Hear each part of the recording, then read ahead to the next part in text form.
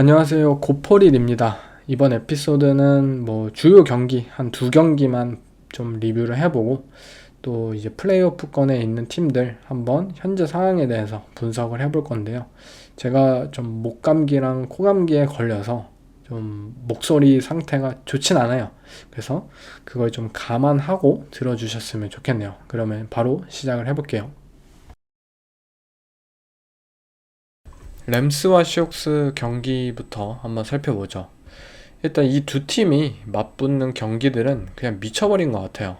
그들의 쿼터백들이 보여줄 수 있는 굉장히 수준 높은 플레이와 리그 최고의 디펜스 코칭진을 각각 보유하고 있고, 또 리그에서 가장 뛰어난 리시버들을 가지고 있고, 그냥 챔피언십 매치업이었다고 생각해요. 1차전과 마찬가지로 1차전 경기 후에 비록 시애틀이 경기에서 패배하긴 했지만 분명 해볼만 하다라고 스스로 생각할 법한 경기였다고 말씀을 드렸었는데, 그 이유는 본인들이 오펜스에서 4개의 턴오버를 저질렀음에도 경기가 박빙으로 흘러갔고, 이 투미닛 드릴에서 아깝게 경기에 패배했을 정도로 시애틀이라는 팀의 후반 회복력, 경기가 한쪽으로 쏠릴 수 있는 순간이 오더라도 그걸 다시 바로잡고 만회할 수 있는 능력을 가진 팀이라는 것을 분명히 시애틀이 보여주었거든요.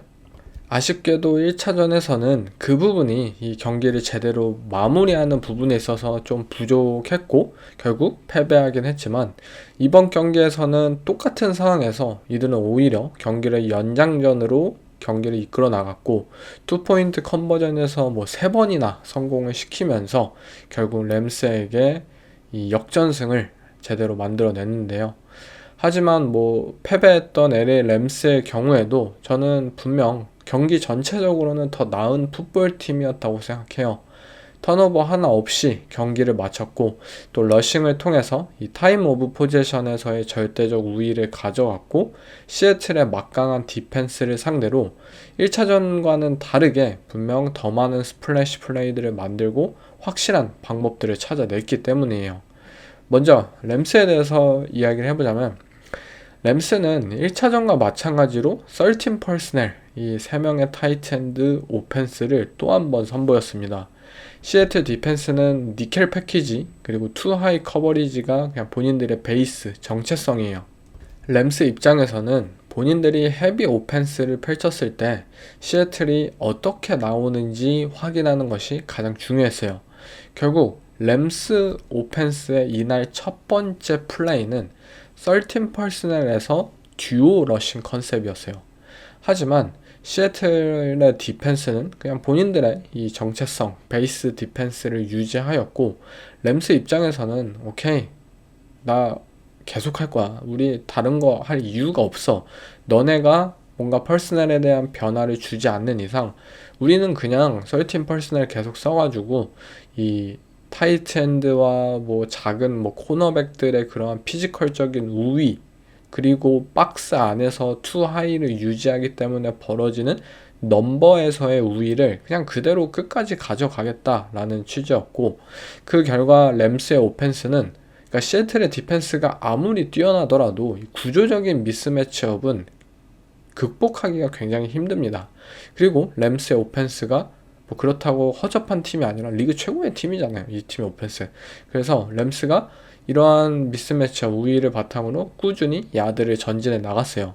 한쪽 라인에 타이트엔드를 한 명, 그리고 또 한쪽 사이드에 2명 따로 배치시키기도 하고, 또 어떤 플레이에서는 3명의 타이트엔드를 나란히 한쪽에 그냥 같이 배치시키기도 하고, 또 배치시킨 다음에 또 한 명을 이 풀백 자리에 또 배치시키기도 하고, 또 한 명을 모션 시켜서 갭 사이로 인설트 시키기도 하고, 또 스플릿 존 블락으로 시키기도 하고, 또는 그냥 그대로 라우트를 타게 만드는 그러한 같은 퍼스널이지만 다양한 러싱 스킴, 다양한 이러한 플레이들을 통해서 시애틀 디펜스가 예측하지 못하도록, 시애틀 디펜스가 블락하기 힘든 앵글을 만들기 위해서 굉장히 많이 노력했고, 4야드, 6야드 이들의 러싱이 어마어마한 40야드, 50야드의 러싱 플레이를 만들진 않았지만 짧게 최소 3야드 이상의 전진을 해나가면서 유리하게 이 세컨 다운을 이끌어 나갔고,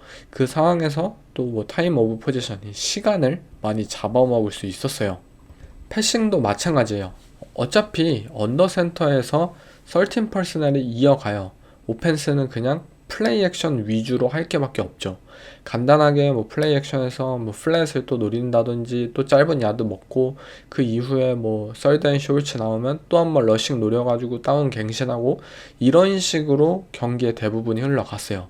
시애틀 디펜스의 입장에서는 물론 이것이 맞는 방향이냐라고 생각할 수도 있었겠지만, 1차전과 마찬가지로 우리는 너네한테 짧은 야드, 뭐 그냥 4야드, 6야드 이런 거 허용할 수 있어. 그냥 우리는 20야드, 30야드의 빅 플레이만 내주지 않으면 돼 라는 생각이었고, 그렇기에 투 하이 커버리지를 끝까지 유지한 채 패싱에서의 빅 플레이를 반면에 차단할 수 있었고, 썰드 다운으로 만약 경기가 이 다운이 이어졌을 때, 그리고 뭐 레드존 상황에서 뭐 밴드 앤 돈 브레이크 그런 전략, 우리 팀은 뭐 레드존에서 빡빡한 상황에서 더 러싱을 하기 힘들어질 것이고, 그 상황에서 너네 무기를 뭐 가져갈 것이다 라는 것이 이 디펜스의 계획이었어요. 패싱 다운 상황에서는 이 끊임없는 블리츠와 시뮬레이티드 프레셔를 펼쳤는데, 사실 좋은 전략이었다고 저는 생각이 들어요. 근데 블리츠 상황에서 결국 푸카 나쿠아라는 리시버를 제어할 수가 없었어요.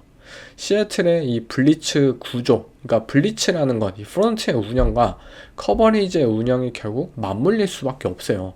어떤 선수가 뭐 블리츠를 할지 예측이 안 되고, 필드가 계속해서 로테이팅하는 구조를 가지고 있으면 리시버를 프레스 커버리지 할 수가 없거든요. 왜냐면 만약 리시버를 프레스한다, 코너백이, 그러면 이 선수 누가 누구를 커버하고 누가 누구 블리츠하고 이런 것들이 다 티가 날 수밖에 없어요. 그래서 결국 리시버들에게 상대적으로 이 소프트한 쿠션을 허용하다 보니까 푸카 나쿠와 우리 푸카 그냥 풀어둔다고 미쳐 날뛰는 거예요. 무주공산으로 막 8야드까지 그냥 라우트 올라간 다음에 라우트 브레이킹에서 상대 세컨더리 그냥 쉽게 제치고 폭발적으로 올라갈 수 있는 선수잖아요. 그러니까 계속 거기서 빅플레이가 나오는 거예요.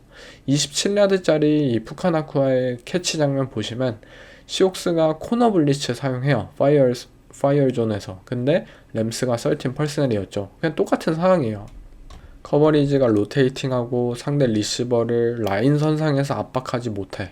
그렇다면 넘버원 리시버에게 공이 갈 수밖에 없고, 그 선수가 정말 이 경기에 대한 뭐 사실 이 푸카가 이번 경기 전에 막 잡음이 많았잖아요. 뭐 스트리머랑 뭐 이 팀의 시설에 뭐 출입하고 이런 것들 뭐 거부당하다가 또 말실수 해가지고 뭐 유대인을 뭐 비하하는 세레머니 했다가 뭐 사과문 올리고, 그런 상황에서 푸카나쿠아가 제대로 이 경기를 폭발시켰죠.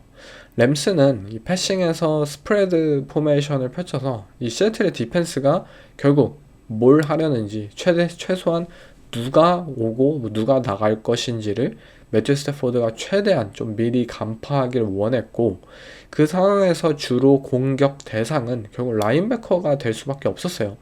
푸카의 54야드 빅플레이 장면도 보시면 라인베커 뒤로 그가 이제 공을 잡아내죠. 그 이어지는 라우트를 탔고, 이를 견제하기 위해서 시애틀이 뭐 훅으로 이 크게 커버리지를 드랍시키면 체크다운으로 러닝백에게 또 쉽게 야드를 따먹을 수 있도록 션 맥베이가 설계를 해놓기도 했어요. 푸카가 견제 대상이 되었을 때 이 세이프티를 따돌리고 그에게 기회를 만들어주기 위해서 이 넘버 2 리시버를 포스트 라우트로 보내서 세이프티를 같이 비워내고, 세이프티 없는 그 공간에 이 넘버 3 인사이드 슬롯에서 푸카가 벤치 라우트를 태워가지고 막 48야드 롱밤을 또 만들었거든요. 그런 상황에서 보면은 션 맥베이 감독은 이 시애틀 디펜스가 어떻게 나올 것이고 어떻게 대처를 할 것이고 그러한 것들을 전부 다 예상을 해낸 것 같아요.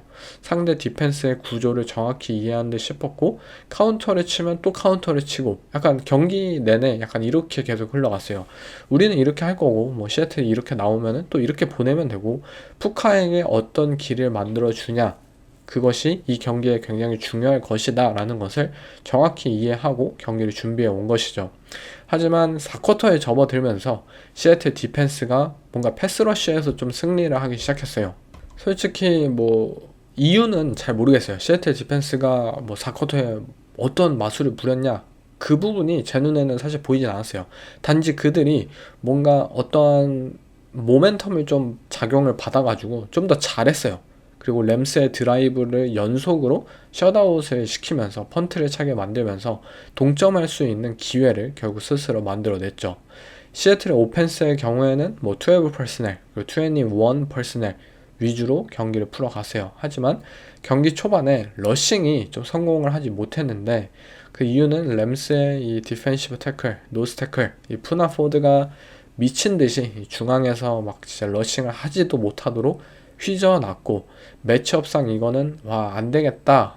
이거 막 브래드포드를 가드로 가지고 있는 막 시애틀의 오펜스가 이거 푸나포드 막을 수 있냐, 바이런 연도 막 미쳤는데 안 된다고 생각이 들 정도였어요. 근데 시애틀도 결국 한두 번의 빅플레이를 만들어냈어요. 러싱에서 램스의 디펜스가 오케이 모션에 어떻게 반응하고 커버리지가 이에 따라 어떻게 움직이는지 등을 경기 초반에 탐색한 결과 이들은 응용을 하기 시작했어요. 케네스 워커의 55야드 터치다운, 시애틀의 오펜스가 모션을 했고 램스는 이에 따라서 세이프티가 로테이팅 돼요. 그러다 보니까 이 백사이드 B갭의 경우에는 코너백의 책임이 되어버리는 경우가 발생을 합니다. 근데 오케이 이걸 노리자 라고 시애틀에 접근을 한 거죠. 케네스 워커가 진짜 일말의 망설임도 없이 이 컷백을 해가지고 백사이드 B갭으로 들어와요. 근데 코너백이 이 케네스 워커를 어떻게 막습니까? 그냥 런닝백 케네스 워커가 가볍게 제치고 터치다운을 꽂아 넣는 거죠. 하지만 전반적으로는 저는 램스 디펜스가 굉장히 좋은 설계를 했다고 생각해요. 패싱다운에서 이들이 경기 초반에 커버 5를 주로 썼어요.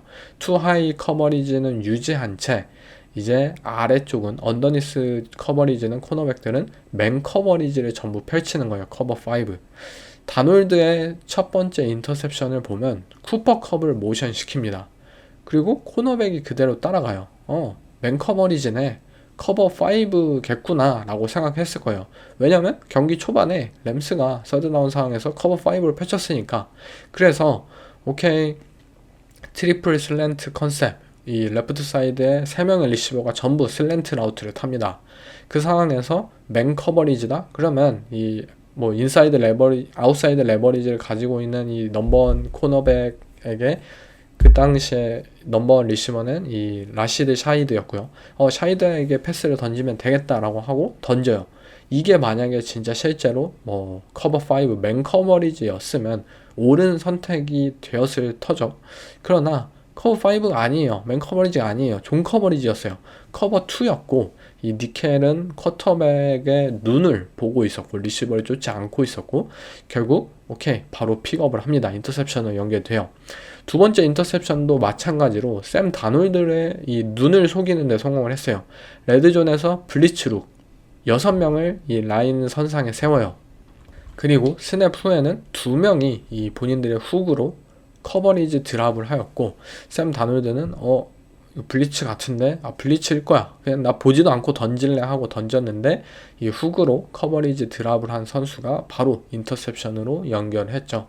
이처럼 다놀드를 전체적으로 어떻게 중요한 상황에 어떻게 속일 수 있느냐, 우리가 경기 초반에 뭐 비록 손해를 보더라도 어느 정도 밑밥을 깔아놓자 라는 것이 램스 디펜스의 전략이었고, 분명 2개의 인터셉션을 연결시킨 것은 본인들의 이 힘을 통해서 얻은 운이 아니에요. 정말 본인들의 힘을 통해서 얻어낸 것이기 때문에 램스 디펜스 전략 자체는 분명히 저는 좋았다고 생각해요. 하지만 예상치 못한 변수로 경기가 좀 흘러갔죠. 라시드 샤이드가 58야드짜리 펀트 리턴 터치다운을 기록한 거예요. 올해 램스라는 팀은 오펜스와 디펜스 모두 최상위권의 모습을 보여준 팀이에요. 근데 제가 이 팀 항상 얘기할 때 하나는 빼놓죠. 스페셜 팀은 리그 꼴찌다. 진짜 스페셜 팀이 리그 최하위권의 모습을 시즌 내내 1주차부터 보여주고 있어요. 물론 션 맥베이 감독도 알아요. 우리 팀의 스페셜 팀 쉿이다. 이거 알아요. 그래서 램스가 이 킥을 하는 상황에서 보시면 무조건 터치백을 찼어요. 의도적으로. 너네한테 리턴 기회 안 줄 거야. 자동으로 35야드에서 터치백으로 시작했어요. 그러다가 뭐 그 전까지는 뭐 오펜스가 막 터치다운 득점하고 필드골 득점하니까 펀트를 찰 일이 없었어요. 근데 이제 경기 처음으로 펀트를 찰 기회가 생겨서 찼는데 그 첫 번째 그 하나가 58야드 리턴 터치다운으로 연결이 된 거예요. 어찌 보면 램스가 참 뭐 불쌍한 수준이라고 생각이 들었죠. 왜냐면 진짜 리턴 기회를 안 주려고 정말 많은 노력을 했는데 어쩔 수 없이 펀트 한번 찼는데 그 한 번이 리턴 터치다운으로 연결이 되었다. 경기 후에 션 맥베이 감독이 스페셜팀 코치를 해고했다고 하는데, 션 맥베이가 2017년 이후 감독이 된 이후 처음으로 최초로 시즌 도중에 경질을 한 코치가 되었다고 합니다. 이 팀의 스페셜 코치. 진짜 노답이었던 거고, 본인들이 슈퍼볼 우승을 위해서는 스페셜 팀에 대한 부분을 좀 개선을 해야 됐고, 뭐 좀 늦었다라고 생각할 수도 있었겠지만 분명 이 넘버원 시드 뭐 디비전 우승을 가릴 수 있었던 중요한 경기에서 또 망쳐놨기 때문에 션 맥베이가 뭐 화를 참을 수가 없었던 것 같아요. 이 리턴 터치다운으로 어쨌든 모멘텀이라는 것을 만들어냈던 시애틀 시옥스는 그 이후로 좀 달랐어요. 뭐 투포인트 컨버전도 성공시키고 제대로 정신을 차린 뭐 샘 다놀드가 막 커버 투 홀샷 막 갑자기 또 딥볼 막 폭격을 시작을 했고, 램스가 막 안되겠다 막 제로 블리츠 써가지고 다놀드 다시 유령 보게 하자 해도 안 통해요. 갑자기 막 너무 잘해요. 결국 이들은 똑같은 패배를 당하지 않는 팀이라는 것을 시애틀은 증명해냈어요. 물론 그 과정이 순탄하진 않았어요. 왜냐면 램스가 워낙 강팀이니까. 그런데 위기가 있더라도 다같이 뭐 오펜스, 디펜스, 스페셜 팀이 함께 극복해낼 수 있다라는 것을 이번 경기를 통해 보여주었고, 뭐 전체적으로 경기가 좀 풀리지 않았고 한쪽으로 쏠릴 수 있더라도 이 3페이지 모두가 뭔가 활약을 펼치면서 좀 그 상황을 극복해 나가는 모습들을 통해 시애틀 시옥스에 대해서 다시 한번 강팀임을 느낄 수 있었던 경기였어요. 다음 경기는 잭슨빌과 덴버 브론커스. 이 모두가 잭슨빌을 주목하게 된 경기라고 해도 되겠죠. 뭐 션 페이튼이 뭐 경기 전에 뭐 잭슨빌 잘한다, 뭐 스몰 마켓 팀이 성공하기는 이렇게 힘든데 뭐 잘한다, 뭐 근데 그 스몰 마켓 팀이라고 표현한 거에 대해서 뭐 리암 코헨이 또 우리 스몰 마켓 팀 치고 굉장히 잘하지 않나 막 또 막 응수하면서 약간 논란이 되기도 했는데요. 아무튼 스몰 마켓 팀인 이 잭슨빌 제기어스, 이 루이스 해밀턴이 직접 경기를 보러 온 이 빅마켓 팀인 덴버 브론코스를 공수 압도해냈습니다. 먼저 트레버 로렌스에 대한 믿음을 다시 꺼내야겠어요. 저번 주에 막 제가 경기 픽하면서 트레버 로렌스 못 믿겠다, 보닉스를 차라리 믿겠다라고 하니까 이 로렌스 팬분이 믿어달라, 같이 믿어주시죠 이렇게 말씀했는데 믿어야 되겠습니다. 다시 한번 믿음을 가질 때예요. 전체 1픽 출신으로서 정말 그동안 이 커리어에서 안 좋은 코칭과 정말 많이 함께 했었고, 수많은 업 앤 다운이 분명히 있었지만 다운이었던 기간이 더 길었던 쿼터백이었고, 과연 트레버 로렌스라는 선수가 진정 풋볼을 사랑하는 게 맞느냐, 왜 더 집중하지 않느냐, 왜 짐 렛이 되지 못하냐라는 수많은 소리를 들었던 이 쿼터백, 현재 커리어 최고의 풋볼을 펼치고 있어요. 이 선수가 보여주는 필드 위에서의 자신감, 뭐 발을 적극적으로 활용하고 상황을 타개하는 모습, 그리고 가장 중요한 것은 뭐 필드를 제대로 보고 그리고 필드의 리시버들을 예상해내서 패스를 던지고 있다는 점. 지금 트레버 로렌스는 어쩌면 플레이오프에서 AFC에서 가장 무서운 쿼터백이 될지도 모른다고 생각해요. 먼저 트레버 로렌스 인터미디엇 에리아 10야드에서 19야드까지의 지점에서 엄청난 패스들을 던지고 있어요. 리암 코헨 감독은 저번 주에도 말씀드렸지만 미친 사이코 천재예요. 지금 션 맥베이, 카일 셰나한급의 플레이콜 능력을 보여주고 있고 벤 존슨도 여기 포함될 수 있겠죠. 이 감독은 필드의 중앙을 공략하는 데 있어서 거의 광신도와 같아요. 그리고 현재 NFL이라는 리그는 중앙 필드를 공략해야만 살아남을 수 있는 리그라고 생각해요. 사실 제가 이 잭슨빌 제거스가 분명 시즌 초에 막 캔자스 시티 잡고 좀 선전을 거뒀다가 또 곧바로 막 슬럼프에 빠졌잖아요. 그때 저는 좀 트레버 로렌스에 대한 믿음을 어느 정도 잃었고, 이 선수에 대한 기대치가 내가 너무 높게 가지고 있었나 보다. 힘든 상황 속에서도 뭔가 캐리할 수 있는 능력을 가진 선수라고 믿었지만, 그 정도 급은 안 되겠다 라고 생각을 하고 좀 포기를 했었지만, 잭슨빌이 달라진 점을 한번 생각을 해보면, 자코비 마이어스라는 리시버를 영입받고 또 그 이후로 브랜든 스트레인지라는 이 팀의 오펜스의 가장 핵심 타이트엔드가 부상에서 회복하면서 뭔가 팀의 분위기가 바뀌었어요. 오펜스의 웨폰진이 결국 리암 코엔 감독이 펼칠 수 있는 이 무언가 플레이를 그려내고 완벽하게 펼칠 수 있는 그러한 선으로 구축된 이후로 매 경기 엄청난 중앙 공략 패싱 게임을 보여주고 있고요. 로렌스가 이것을 마땅히 좀 해내고 있어요. 어떤 패스든지 쉽게 던질 수 있는 타입의 쿼터백이잖아요. 이 선수가 가진 유일한 강점이에요. 뭐 짧은 패스, 중앙 패스, 뭐 긴 패스.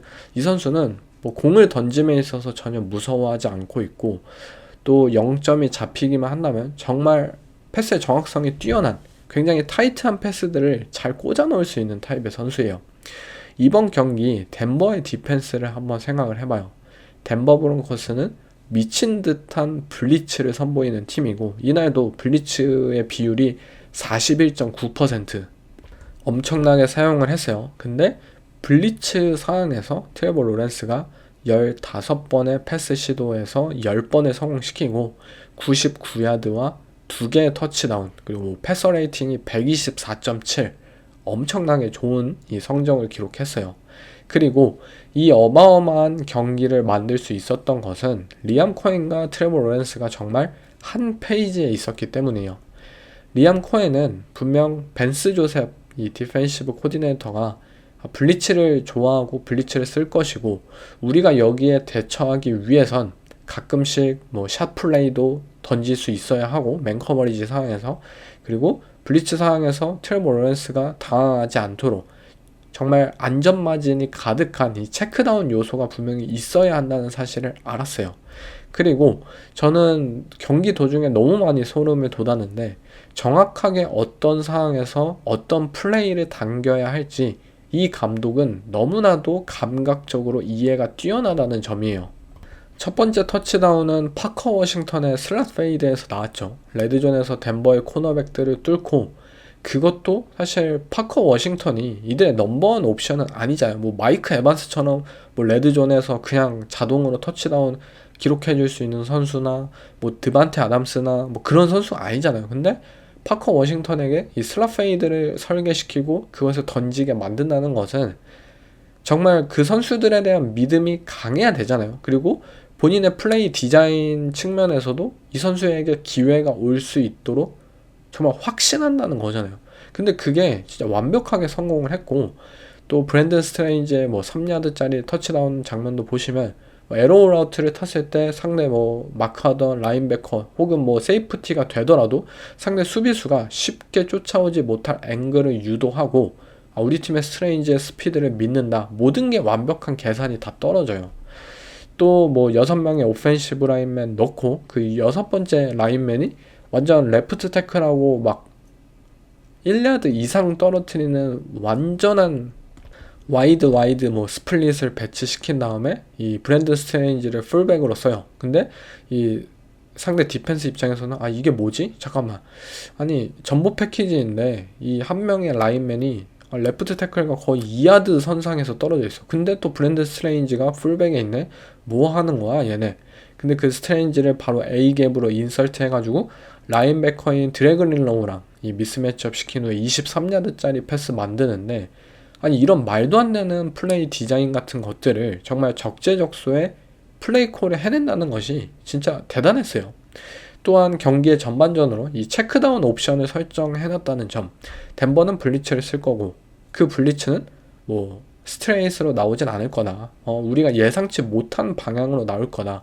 그 상황에서 트레버 로렌스 너는 여기를 보고 만약에 여기가 너가 생각했던 대로 가면 여기다 던져. 근데 예상치 못하게 여기가 뭐 열리지 않았다. 그러면 바로 여기로 던져. 이러한 옵션들을 정말 완벽하게 쿼터백이 이해할 수 있도록 설정을 해놨고 결국 본인들이 이 게임 플랜을 준비함에 있어서 정말 한 페이지가 된다라는 부분이 바로 여기에 있었던 것 같아요. 그래서 트레버 로렌스가 플레이 디자인을 그냥 믿고 절대 당황하지 않아요. 블리츠가 나와도 블리츠가 예상치 못한 방향으로 나와도 그냥 여기에 쉽게 공을 던질게 라는 식으로 대처를 해냈어요. 그리고 이 믿음과 신뢰가 트레버 로렌스에게는 가장 중요해요. 이 쿼터백은 가끔씩 이 뇌라는 게 있는 건가 싶을 정도로 막 플레이를 선보이는 선수잖아요. 디펜스를 좀 제대로 보는 방법을 익히지 못했었고 당황했을 때는 그냥 막 무리하게 아무데나 그냥 공을 던지다가 막 인터셉션으로 연결되고 턴오버를 스스로 좀 자초하는 경향이 있는 선수예요. 이 본헤드 플레이를 좀 많이 선보이는 게 가장 큰 약점이었죠. 덴버가 이 경기에서 블리츠가 뭐 통하지 않아도 40% 이상으로 많이 시도한 이유가 여기에 있어요. 트레버 로렌스가 실수하길 빌었던 거예요. 만약 우리가 블리츠를 던지고 계속 뭐 로테이팅 시키고 픽처를 계속 바꾸면 트레버 로렌스 너 진짜 한 번만 흔들 수 있으면 이 선수는 그 이후로 무너지는 선수다. 그 한 번만을 만들자라고 덴버는 생각을 했는데 로렌스가 완벽했어요. 그냥 기회를 주지 않았어요. 리암 코엔은 분명히 이 로렌스에게 뚜렷한 비전을 보여주었고 그리고 그것이 실제 매 플레이마다 오픈으로 연결이 되다 보니까 트레버 로렌스도 이제는 무한 신뢰를 보여주고 있는 것 같아요. 나는 그냥 믿고 공을 던지라는 곳에 던지면 되고 그게 실제 매번 성공으로 연결되니까 이 선수가 그냥 주저함이 없어요. 엄청난 자신감을 계속해서 보여주고 있어요. 2경기 연속 뭐 스크램블 하면서 이 막 스로우백 패스를 미친 패스를 던졌는데 이게 막 대학 시절에는 볼 수 있었지만 NFL에서는 이 선수가 이런 패스 던지는 거 못 봤거든요. 근데 이제 만들고 있어요. 이 선수가 가진 이 진짜 잠재력들이 자고 있었던 잠재력들이 다시 좀 깨어나오고 있는 상황이에요.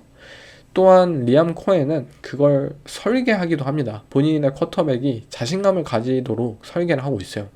레드존 상황 그리고 썰드앤원 상황에서 이번 경기에서 쿼터백 런플레이를 디자인해서 로렌스가 직접 뭐 발로 다운을 갱신하기도 하고 터치다운을 기록하기도 했죠. 이렇게 만들어낸 자신감은 그 이후 패싱 플레이에 연계가 되기도 하고요. 마치 데니얼 존스의 러싱 옵션 같아요. 이 선수가 달릴 수 있나? 디펜스 입장에서 좀 우습잖아요. 이 선수가 달린다는 게. 근데 그 생각이 막 들 무렵에는 이 선수들이 본인을 막 따돌리고 있어요. 발로. 그러면 또 화가 나는 거죠. 근데 그리고 또 이 쿼터백의 자신감은 올라가고요. 분명 잭슨빌의 오펜스는 엘리트급 선수들이 가득한 오펜스는 아니에요. 하지만 엘리트 플레이 콜러가 있다는 사실 그리고 현재 선수들이 이 감독을 무한 신뢰하고 있고 각자 자기의 역할에 충실하게 기여하고 있다는 점은 쉬운 팀으로 보면은 안 된다고 봐요. 잭슨빌을 제가 좀 응원을 하면서 올해 가장 크게 이 팀의 뭐 성공 요인 뭐가 다르냐라는 점은 뭔가 분위기가 뭔가 진짜 달라요. 그 이유는 리암 코엔 감독이고 리암 코엔 감독의 능력이 진짜 이 정도로 뛰어날지 몰랐습니다.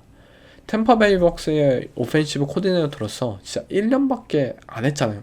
물론 그 1년이 대단하긴 했지만 뭐 템파베이의 뒤통수를 치고 이 잭슨빌의 감독으로 부임하고 또 뭐 인터뷰 통해서도 말실수 좀 자주 하고 또 쪼잔한 모습도 보이고 있는데 플레이 콜러로서는 진짜 AFC에서는 원탑이다.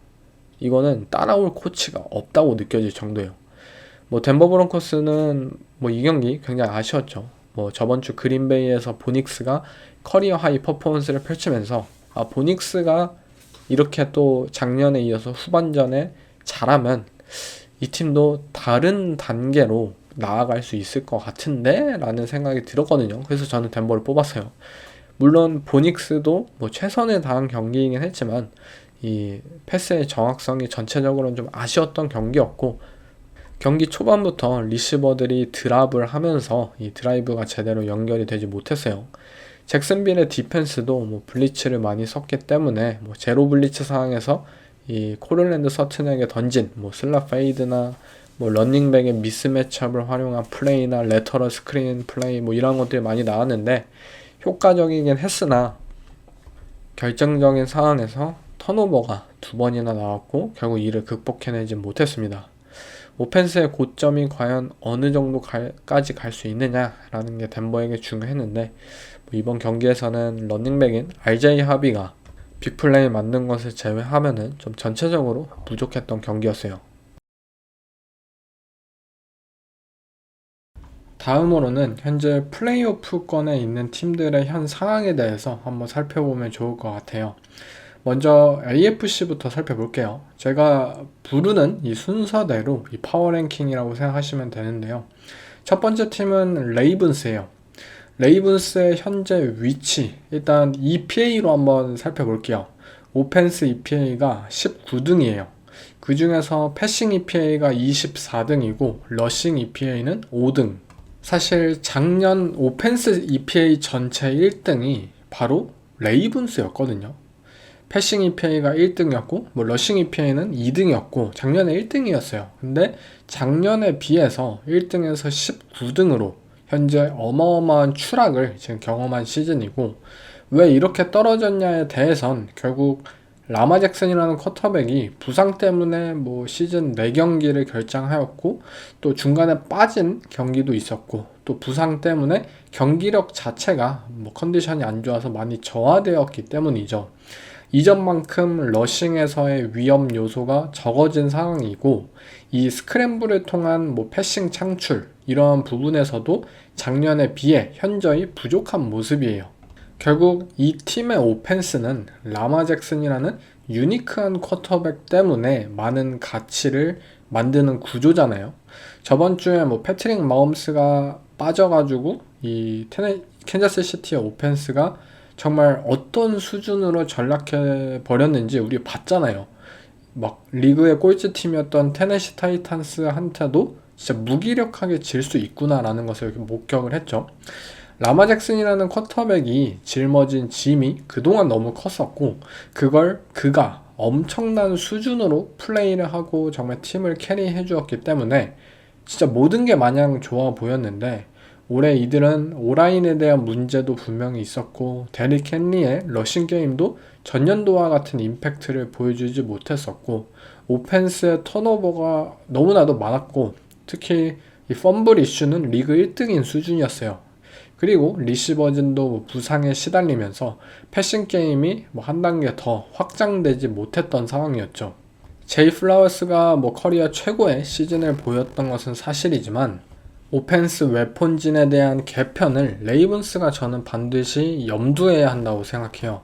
작년, 재작년 뭐 라마 잭슨의 MVP 시즌에서도 느꼈던 것이지만 클러치 상황에서 뭔가 해결이 가능한 이 리시버진이 부족하다라는 점, 그럼에도 불구하고 라마 잭슨이 정말 풋볼 도사로서 미친 듯한 퍼포먼스를 펼치며 경기를 끌고 갔지만 올해 라마의 폼이 좀 떨어지니까 아예 패싱 게임 자체가 곤두박질 쳤다는 것은 오펜스의 구조가 이제는 좀 바뀌어야 한다는 점을 시사한다고 봐요. 라마의 패싱 능력이 뭐 개인적으로는 굉장히 확장되었지만 레이븐스 오펜스의 패싱 게임은 항상 정체되었다는 점, 이 점에 대해서 좀 고민하고 칼을 대야 될 시점이라고 생각합니다. 과연 이들에게 필요한 리시버진 구성이 앞으로 어떤 모습이 되어야 할지, 우리의 오펜스가 뭐 유니크한 쿼터백이 있기에 정해진 어떤 모습을 따라야 하는 것은 알고 있지만 그 이상의 모습으로 플레이오프에서 더 나은 모습으로 확장하려면 어떻게 해야 되는지 등에 대해서 생각을 해야만 합니다. 뭐 이 모든 문제에 대해서 토드 몬킨 오펜시브 코디네이터를 현재 탓하고 싶진 않아요. 레이븐스 오펜스진에 대한 문제는 저는 전체적으로는 뭐 프론트 오피스의 문제라고 생각해요.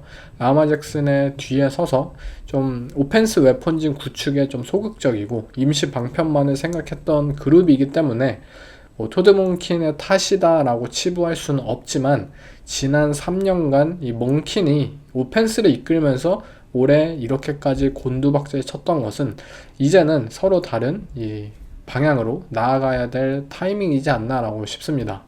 디펜스 쪽은 EPA 17등이에요. 시즌 초부터 뭐 메듀비케가 시즌 아웃이 된 게 굉장히 큰 타격이었고 작년과 똑같이 이 시즌 초부터 디펜스 커뮤니케이션 문제를 겪었어요. 결국 레이븐스는 뭐 본인들의 루키 세이프티인 1라운더 이 스탁스라는 젊은 루키 세이프티와 좀 페어링해서 모든 걸 처리해 줄 수 있는 이 베테랑 세이프티의 존재가 필요했고 LA 차저스로부터 알로이 길먼을 트레이드 해와요. 그 대신에 본인들의 이 약점, 본인들이 보강해야 할 포지션인데 오히려 팀 내 최고의 패스러셔였던 오다페 오웰을 LA 차저스로 트레이드로 넘깁니다. 이 결정이 물론 울며 겨자 먹기라는 점은 알고 있어요. 뭐 길먼을 데려와서 어떻게든 세이프티진 안정적으로 구성하고 커뮤니케이션 문제 해결하고 뭐 카일 해밀턴을 박스 아래로 내려가지고 이 선수가 가진 다재다능함을 오히려 더 활용해보면 더 좋을 거다라는 계획이었겠지만 문제는 가뜩이나 부족했던 이 패스러셔진이 결국 빈약해졌다는 점이에요. 레이븐스의 올 시즌 쿼터백 압박률이 30.1%, 리그 29등입니다. 그렇다고 정말로 뭐 패스러셔가 잘 안된다고 해서 뭐 매 다운, 매 플레이마다 블리츠를 막 함부로 쓸 수도 없어요. 카일 해밀턴은 정말 다양한 걸 해내야만 하기 때문에 이 선수를 매 플레이마다 블리츠를 쓴다는 것은 레이븐스 입장에서 굉장히 리스크가 크거든요. 이 선수 블리츠 잘해요. 근데 블리츠 이 선수 계속 보내면 블리츠 상황에서 또 다른 리시버, 또 다른 타이트엔드 누가 1대1로 커버할 것인데 이런 문제가 생기잖아요. 그 결과 레이븐스는 블리츠 사용률도 23.7%로 22등밖에 되질 않아요.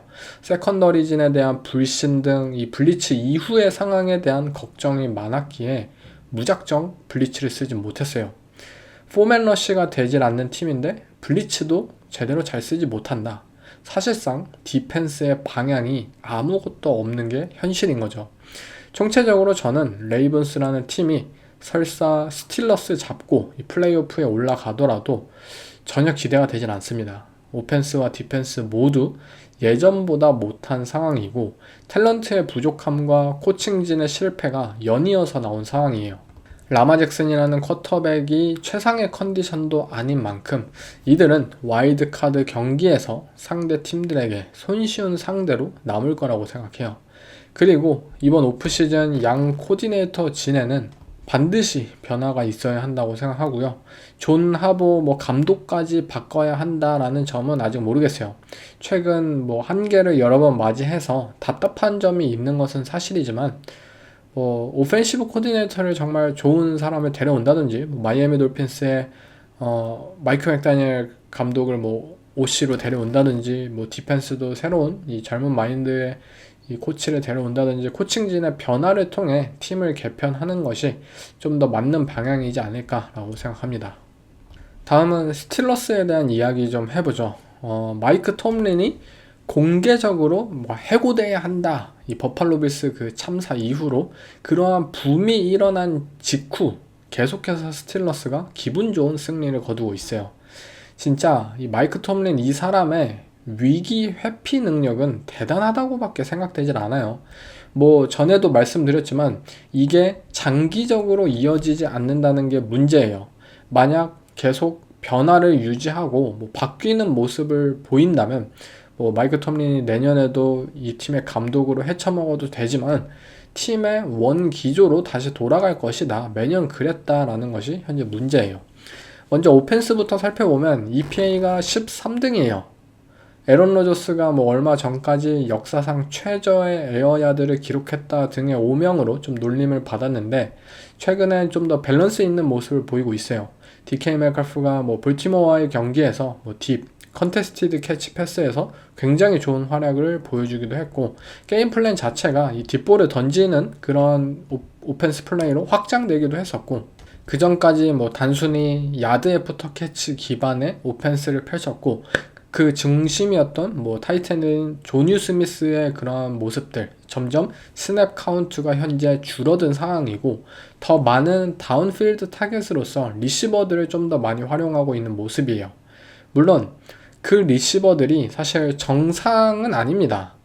진작에 은퇴를 선언했어야 할 이 아담 딜런과 그리고 MVS, 아직도 에런 로저스의 오펜스에서 지금 핵심 역할을 선보이고 있고요. 뭐 DK 메칼프가 뭐 출장 정지를 지금 2경기 당했잖아요. 그래서 아담 딜런하고 MVS의 이 스냅 비율이 굉장히 많이 올라갈 거예요, 앞으로 남은 시즌에서. 거기에 더해서 스카티 밀러도 라이온스와의 저번 주 경기에서 여러 번 캐치를 하기도 했었죠.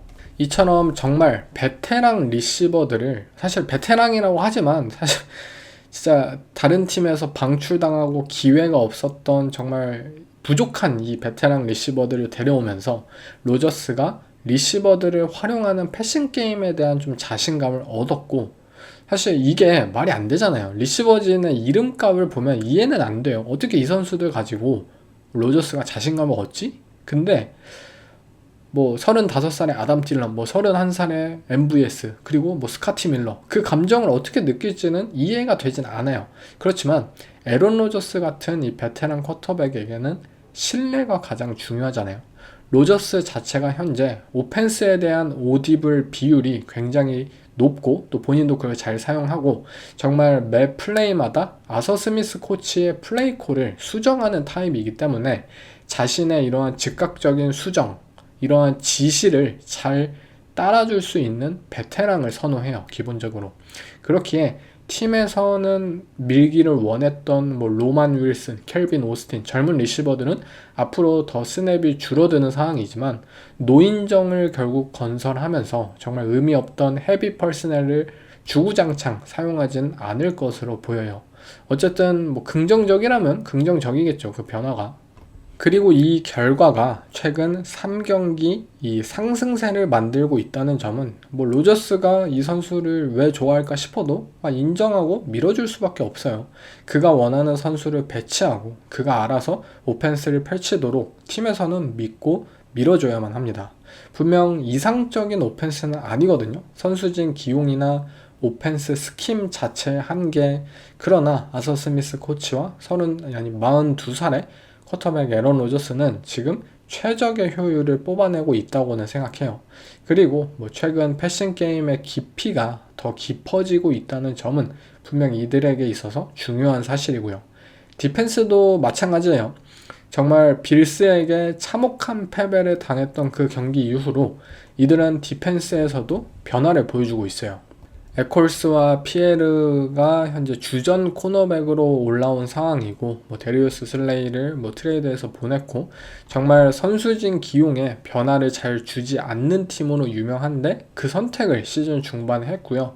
코너백진이 그 이후로 굉장히 안정적인 모습을 이어가고 있어요. 단순한 뭐 싱글 하이 스킴을 선보인다는 비판에 직면하자 오케이, 스플릿 세이프티 우리도 할 수 있어 지금 보여주고 있고요.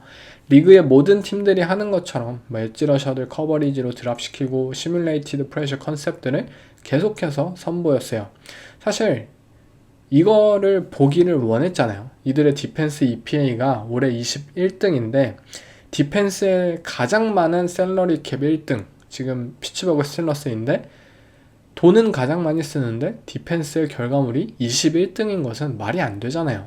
그동안 좋은 탤런트를 보유했고 그 선수들이 한 번씩 스스로 만들어내는 빅플레이 때문에 어떻게 해서든 디펜스 자체가 넘어갔어요.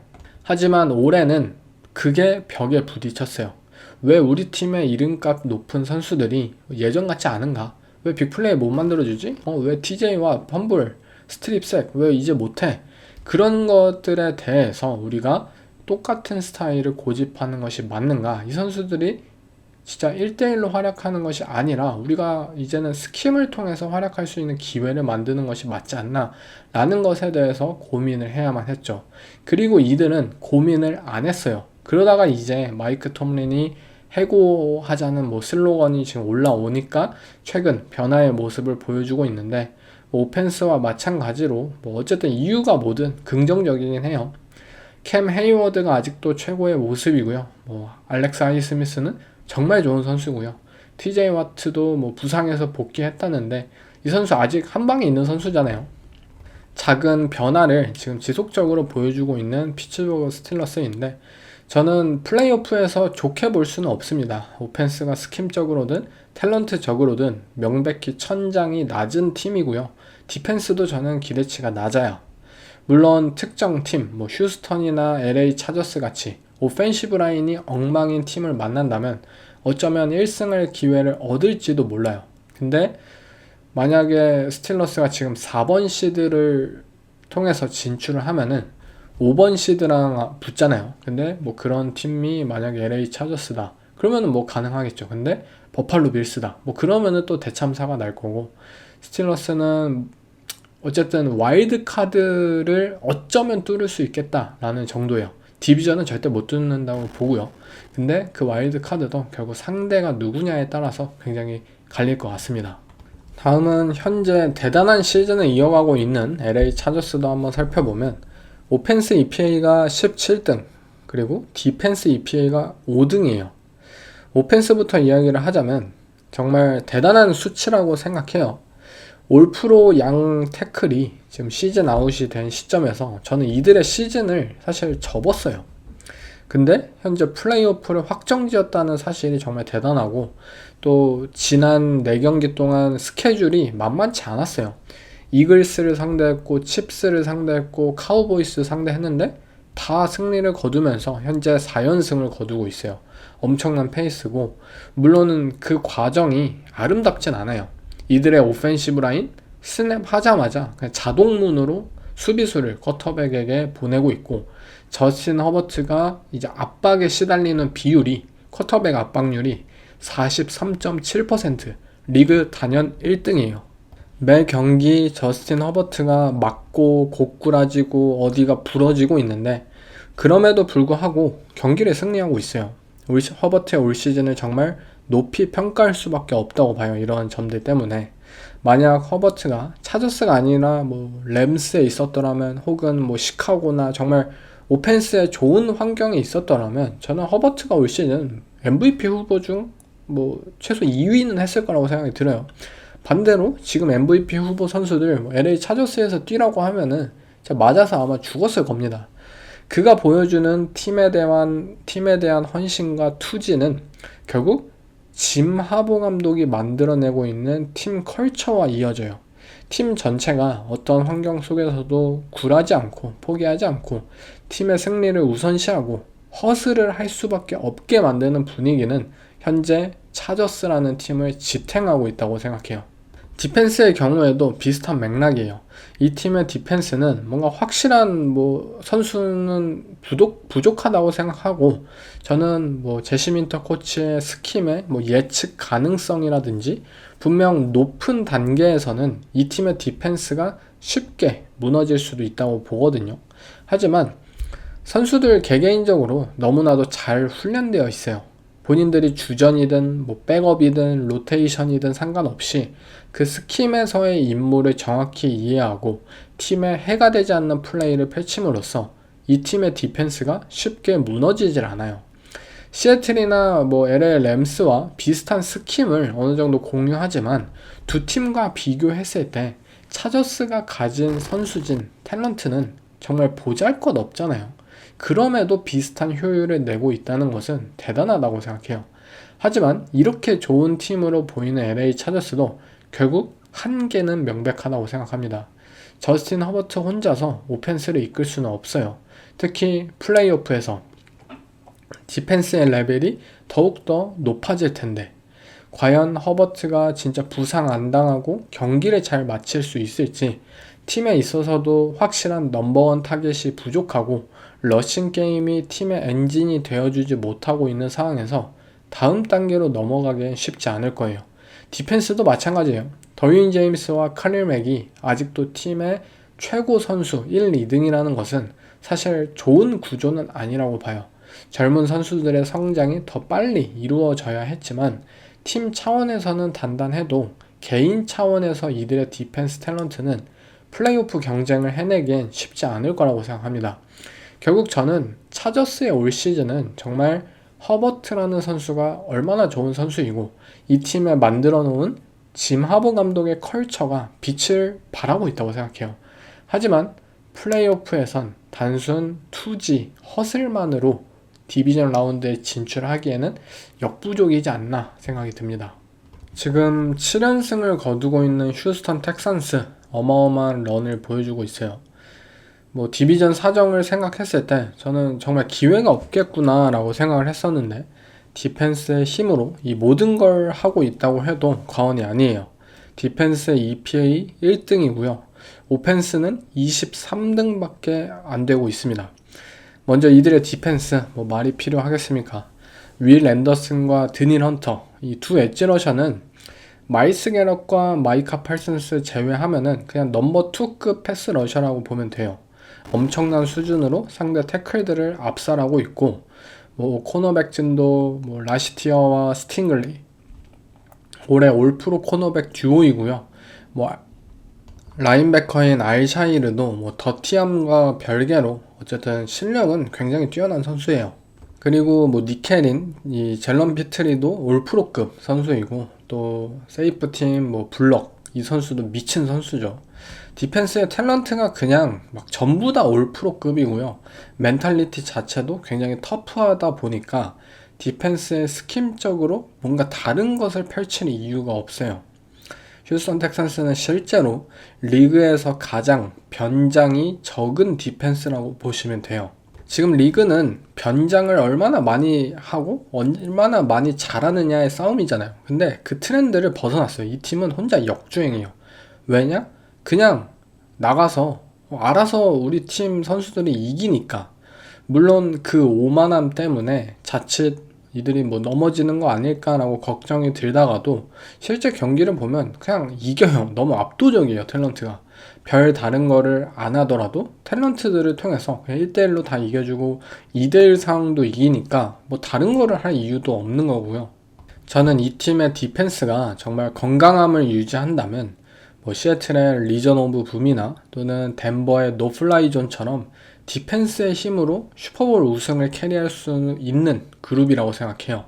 특히 현재 AFC의 정상급의 오펜스 퍼포먼스를 보이는 팀이 예전처럼 없다는 사실은 이들에게 있어서 더 높은 자신감을 심어준다고 생각해요. 하지만 또 오펜스 때문에 밸런스가 패치돼요. 이들의 오펜스이 현재 EPA 23등이었고 시즌 1주차와 마찬가지로 아직까지도 문제들을 고치지 못하고 있는 상황이에요. 오라인을 다 바꾸고 오펜시브 코디네이터를 교체한다라는 선택은 결과적으로 향상된 모습으로 이어지진 않았어요. 이들의 오라인 아직도 형편없고 아직도 부족하고요. 그리고 이들의 오펜스 스킴, 오펜스 플레이 콜러 아직도 부족합니다. 정체성이 없어요. 시즌 초반에 이들은 바비슬로이 코치 하에서 성공했던 것들을 다시 한번 돌아갔어요. 오케이, CJ 스트라우드 루키 시즌에 성공했잖아. 다시 한번 해보자. 언더센터 플레이 액션 오펜스 펼쳤는데 망했어요. 플레이 액션 하려고 등 돌리자마자 바로 상대 수비수가 라인맨 뚫고 스트라우드의 앞에 서 있는데 뭐가 당연히 될 리가 없죠. 그래서 스트라우드가 잘할 것 같은 이 스프레드 오펜스 펼쳐보자 하다가 이 도중에 부상을 당해요. 그래서 데이비스 밀스가 선발로 올라왔죠. 그래서 오케이, 데이비스 밀스는 뭐 샷건 오펜스 잘 못하잖아. 언더센터로 가자 해서 스트라우드는 잘 안되는데 데이비스 밀스가 이걸로 성공을 거두었죠. 그래서 오케이, 스트라우드 돌아왔어. 근데 우리 믿고 진짜 마지막으로 한 번만 더 해보자. 언더센터 다시 한번 해보자 라고 해서 해요. 근데 또 망했어요. 그래서 지금은 다시 한번 오케이, 포기하고 스프레드 오펜스로 가자. MT 포메이션 막 펼치자. 짧게 템포 높이고 리듬으로 억지로 껴맞춰 주자. 약간 이러한 취지인데 문제는 어거지로 뭔가 실패했기 때문에 이걸 하고 또 실패했기 때문에 또 돌아가고 약간 이런 식으로 이어졌기에 근원적인 해결이 되질 않고 지금도 엉망인 모습이에요. 오직 이 팀의 오펜스에서 빛나는 것은 니코 콜린스라는 리시버밖에 없어요.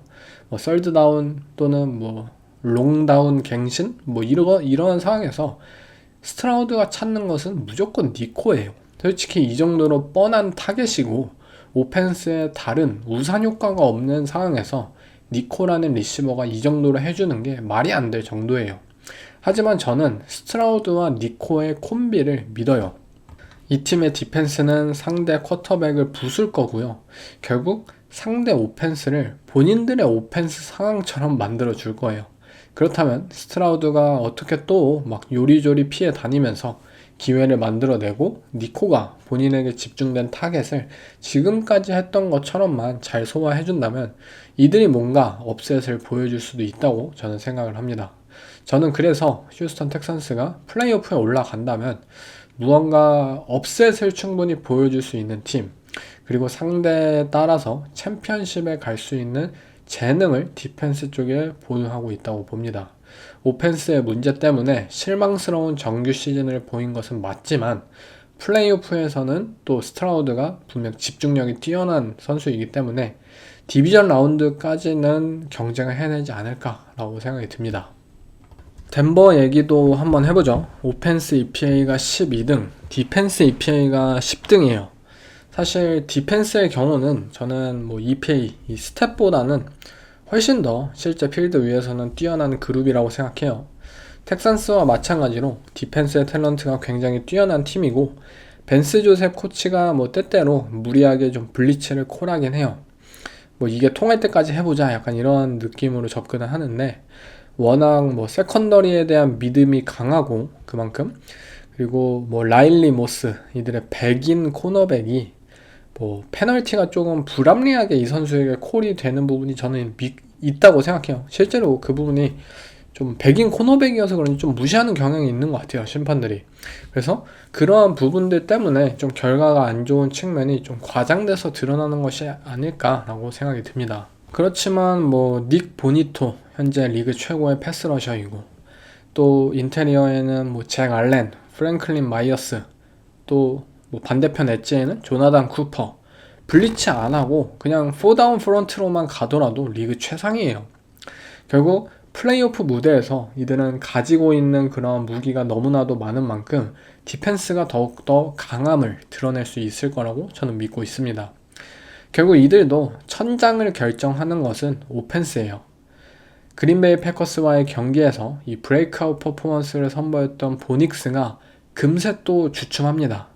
뭐 패커스전이나 작년 하반기에 이 스텝업 했던 모습을 봤을 때는 분명 이 선수가 다음 단계로 충분히 도약할 수 있는 잠재력을 가지고 있다라고 생각하지만 또 그럴 때마다 또 미끄러져요. 그래서 좀 못 믿어온 선수이기도 한데 포켓 안에서 막 혼자 패닉하고 풋워크 다 무너지고 패스 던지면은 몇 미터 이상 막 빗나가고 또 그러다가도 막 40야드짜리 딥볼을 막 프랭클린에게 정확히 꽂아놓고 진짜 무슨 뭐 슬롯머신 같아요. 결국 션 페이튼 감독 입장에서는 뭔가 쉬운 장치들을 마련하기 위해서 오펜스를 좀 끌고 갔다가 너무나도 단조롭고 뭐 소극적이다라는 비판에 직면하기도 했어요.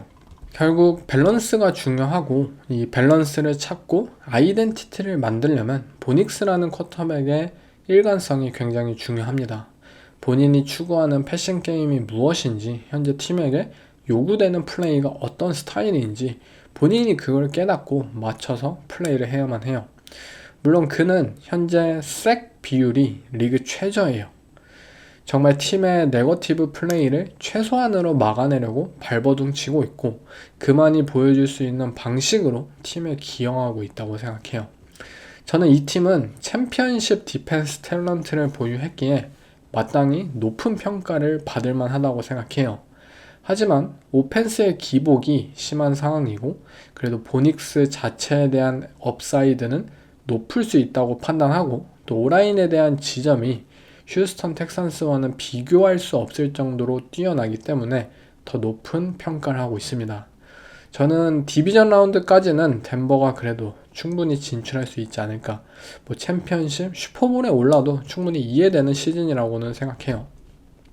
다음은 잭슨빌, 이 가장 평가하기 어려운 팀인 것 같아요. 지금 이들의 하이프만 생각을 해보면 진짜 장난 아니에요. 6연승 중이고요. 그 기간 동안 평균 득점이 34.2점이고 평균 실점은 15.3점밖에 되질 않아요. 미친 수준이에요. 지금 뭐 폼만 보면은 진짜 슈퍼볼 하이프가 충분히 이해되지만 잭슨빌 제규어스잖아요. 항상 뒤통수를 치기도 했었고 급격히 무너지던 팀 컬처를 좀 보여주던 팀이었기 때문에 뭐 시즌을 정말 잘 마무리하게 될지 어떻게 될지는 좀 모르겠는 상황입니다. 근데 저는 리암 코엔 감독을 믿는 게 지금으로서는 맞다고 봐요. 전체적으로는 오펜스의 EPA가 15등, 디펜스의 EPA가 7등인데요. 자코비 마이어스 트레이드 이후로 이 9주차부터 집계를 하면은 오펜스 EPA 8등입니다. 그리고 현재 트레버 로렌스가 정신을 차린 이들의 오펜스 어떤 업사이드를 가졌냐는 판단을 하기가 굉장히 어려워요. 일단 이 선수의 이런 모습을 본 적이 없잖아요. 더군다나 뭐 브라이언 토마스 주니어 같은 선수가 올해 작년에 비해서 좀 못했던 노력과 퍼포먼스를 선보였는데 점점 불이 붙는 모습이 제 눈에 보이거든요. 그래서 이 모든 잠재력들이 꾸준히 개발로 이어지고 좋은 결과를 낸다면 플레이오프에서 더 무서운 팀이 될 가능성도 충분히 있어요. 디펜스의 경우도 리암 코엔 감독이 이 그린베이의 코치였죠. 앤서니 캄파니를 미쳤다고 이 신인 디펜시브 코디네이터로 선임을 했고 모든 게 그 이후로 바뀌었습니다. 극단적인 변장된 디펜스 운영을 보여주고 있고요. 그 상황에서 데빈 릴로이드 현재 올프로 라인베커 퍼포먼스를 이어가고 있고 뭐 조시 하인즈 앨런 그냥 클래식 너무 잘해요. 그냥 꾸준하고 그냥 최고의 선수예요. 하지만 세컨더리에 대한 불신이 있어요. 이들의 디펜스가 워낙 변장 기반인 만큼 큰 문제로 드러나고 있진 않지만 좀 블리츠 상황 속에서 상대 좋은 오펜스를 상대했을 때 과연 이 코너백들이 버틸 수 있느냐라는 부분이 좀 힘들어 보이고 언제까지 이 턴오버 기반의 디펜스가 성공을 거둘지에 대해서도 개인적으로는 좀 걱정되는 부분이 분명히 있습니다. 전체적으로 분명 아슬아슬한 팀이라고 생각해요. 어느 한쪽으로든 극단으로 치우칠 수 있다는 거죠. 근데 뭐 진짜 바닥이 없는 팀이에요. 바닥이 지하실 밑에 저기 끝까지 지구의 내해까지도 이어질 수 있는 팀인데 그만큼 천장도 안 보여. 진짜 우주 끝까지 있는 팀으로 생각이 드는 팀이에요. 근데 저는 어쨌든 이들이 지금 좋은 모습을 이어가고 있기 때문에 지금으로서는 긍정적인 상상을 해보는 게 낫지 않을까. 리암 코엔이 미치광이거든요. 미친 사람을 따라가야지 우승을 할 수 있지 않나 싶습니다. 저는 잭슨빌 제규어스 플레이오프에서 정말 이들이 어떻게 튈지 모른다. 이들이 정말 깜짝 챔피언십에 진출하더라도 전혀 놀라지 않을 것 같아요. 다음은 뉴잉글랜드, 가장 밸런스가 좋은 팀이라고 생각합니다. 오펜스의 EPA가 4등이고 뭐 디펜스 EPA 11등, 그냥 스탯만 봐도 좋고요. 최근 12경기 11승 1패, 그 1패도 버팔로 빌스한테 4점 차로 진 거고요. 그냥 대단한 팀이에요. 사실 뉴잉글랜드를 봤을 때 뭐 어떤 점이 특별히 강하냐라고 물으면 쉽게 대답하기는 어려워요. 뭐 디펜스가 뭐 턴오버가 많은 팀도 아니고 뭐 색을 많이 기록하는 팀도 아니고 뭐 디펜스에 뭐 슈퍼스타가 있는 팀도 아니죠. 뭐 크리스찬 곤잘레스가 있긴 한데 뭐 팀 사정 때문에 좀 존 커버리지를 좀 위주로 펼치는 현재 팀 스킴 때문에 예전처럼 막 넘버원 리시버 따라다니고 막 셧아웃 시키고 이런 역할을 현재 보이고 있진 않아요. 아직도 너무 잘하지만 존재감 자체는 좀 덜한 시즌 퍼포먼스를 선보이고 있습니다. 근데 프로풋볼 레퍼런스에 따르면 미스 태클을 가장 적게 한 팀이 이 뉴잉글랜드라고 합니다. 마이크 브레이블 감독이 강조하는 이 기본기, 펀더멘탈에 의한 풋볼, 그리고 정신과 육체의 강인함을 보유한 팀으로서 그냥 단순하게 존 커버리지를 펼치더라도 상대하기 쉬운 팀이 아니에요. 이 팀은 브레이블 감독이 부임했을 때 본인의 선수들 데려왔잖아요. 로버트 스필라인, 뭐 헤롤드 랜드리 이런 베테랑. 근데 베테랑 선수들로 팀을 꾸리면 결국 강점은 시스템이에요. 경험이 있고 숙련된 스킬을 바탕으로 본인들이 원하는 시스템을 건설함에 있어서 충분히 기둥이 되어줄 수 있어요. 그리고 그 역할이 딱 맞아떨어졌던 FA 영입들이었고, 실제로 이 팀의 로스터를 살펴보면 디펜스 쪽에 베테랑이 굉장히 많아요. 그만큼 이제 나이가 접어서 특출나진 않더라도 각자의 역할에 충실할 수 있고 견고한 시스템을 유지할 수 있는 거죠. 그리고 그 시스템의 구축자가 결국 마이크 브래블 감독이라는 점이 현재 뉴잉글랜드의 디펜스가 선전하는 이유가 되고 있다고 봅니다. 오펜스의 경우에는 사실 EPA 4등은 조금은 과대평가가 있다고 생각해요. 아직도 러싱 게임은 잘 되질 않고 있고요. 패싱 게임도 스탯만큼 안정적인 모습은 아니에요. 근데 이렇게 좀 통계상으로 좋게 찍히는 이유는 패치 오펜스가 빅플레이를 정말 잘 만들기 때문이에요. 러싱에서도 보면은 이 트레비안 앤더슨 러닝백이 막 경기 내내 1야드 막 2야드 이렇게밖에 전진을 못해요. 근데 한 번의 플레이로 갑자기 65야드 터치다운 만들어서 그냥 전체적인 스탯만 보면 되게 잘했네 라는 식이에요. 패싱도 마찬가지예요. 드레이크 메이가 정말 좋은 선수예요. 여기 이걸 부정하는 게 아닙니다. 근데 어쨌든 이 선수가 완벽한 선수는 아니잖아요. 아직 패트릭 마홈스나 조시 앨런 이러한 타입의 레벨에 근접하진 않았다고 생각해요. 아직도 디시전이 느린 상황이 많고 그냥 색을 맞는 경우가 굉장히 많아요. 근데 문제는 20야드 이상의 빅플레이 패스들을 겁나게 잘 성공을 시킵니다. 그리고 그 빅플레이를 단지 오픈 찬스에서 만드는 게 아니에요. 정말 타이트한 윈도우로 리시버의 손에 쿼터백 스스로 진짜 그 던지는 공이 정말 정확하기 때문에 만들어내는 거거든요. 근데 그 리시버도 케이션 부티 막 정상급 리시버는 아니잖아요. 메이가 정말 이 정도로 빅플레이를 지속 가능하게 플레이를 한다는 것은 이 팀의 오펜스가 뭔가 답답하고 또 네거티브 플레이가 많더라도 그것을 또 반전시킬 수 있는 굉장히 놀라운 부분이에요. 아마 대부분의 사람들은 이 드레이크 메이라는 쿼터백이 얼마나 이 팀의 오펜스를 견인하고 있는지, 이 짊어지고 있는 짐이 얼마나 큰지 좀 잘 모를 것 같아요. 조시 맥다니엘스 코치는 이 드레이크 메이를 진짜 매주 계속해서 성장시키고 더 높은 것들을 플레이로 요구를 하고 있어요.